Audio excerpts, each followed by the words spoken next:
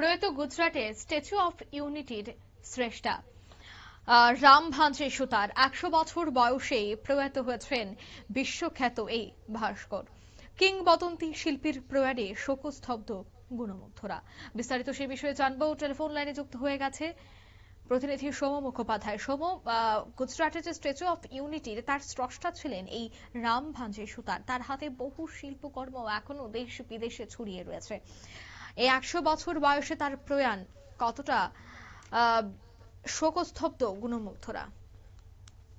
দেখো, বিশ্ব জুড়েই তার বিভিন্ন সৃষ্টিকলা রয়েছে এবং বিশ্বের বিভিন্ন দেশ তাকে বিশ্ব স্রষ্টা ভাস্কর হিসেবে একটা সম্মান চোখে দেখে। সংসদের বাইরে যে সংসদ ভবনের বাইরে যে মহাত্মা গান্ধীর মূর্তি রয়েছে এবং ছত্রপতি শিবাজীর মূর্তি রয়েছে, সেই মূর্তিও তার করা, তিনি তার ডিজাইন করছেন। পাশাপাশি বিশ্বের সর্বোচ্চ মূর্তি স্ট্যাচু অফ ইউনিটি, যেটা বল্লভভাই প্যাটেলের আছে গুজরাটে, সেই মূর্তির ডিজাইনও তিনি করেছিলেন। তার মৃত্যুতে গোটা বিশ্বজুড়ে একটা শোকের পরিবেশ ছড়িয়ে পড়েছে। প্রধানমন্ত্রী নরেন্দ্র মোদী তিনি শোক প্রকাশ করে তার স্যান্ডেলে লিখেছেন যে শ্রী রাম সুতারজির মৃত্যুতে তিনি গভীরভাবে শোকাহত।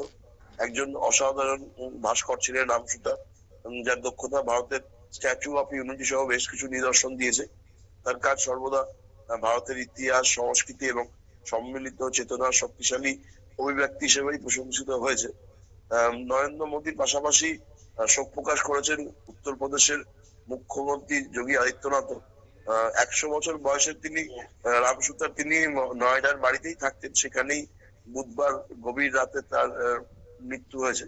বার্ধক্যজনিত কারণে তিনি বেশ কিছুদিন ধরে ভুগছিলেন। তার সারা জীবনে তার যে বিভিন্ন কর্ম আছে সে নিয়েই মূলত সারা দেশ জুড়ে আলোচনা চলছে।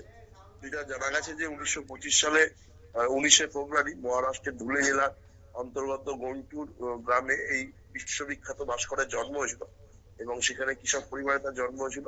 তারপর শৈশব থেকেই ভাস্কর্যের প্রতি একটা আকর্ষণ ছিল রাম ভাঞ্জি সুতারের, এবং তারপরে তিনি মুম্বাইয়ের জে স্কুল অফ আর্ট এবং আর্কিটেকচার থেকে পড়াশোনা করেন। তারপরে তিনি গোল্ড মেডেলও পান। এছাড়াও দেশে বিদেশে বহু গুরুত্বপূর্ণ তার কাজ রয়েছে।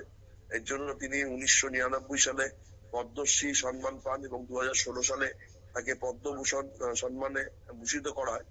আর মহারাষ্ট্র সরকার রাম ভাঞ্জি সুতারকে রাজ্যের সর্বোচ্চ যে পুরস্কার মহারাষ্ট্র ভূষণ, সেই পুরস্কারও দিয়েছিল।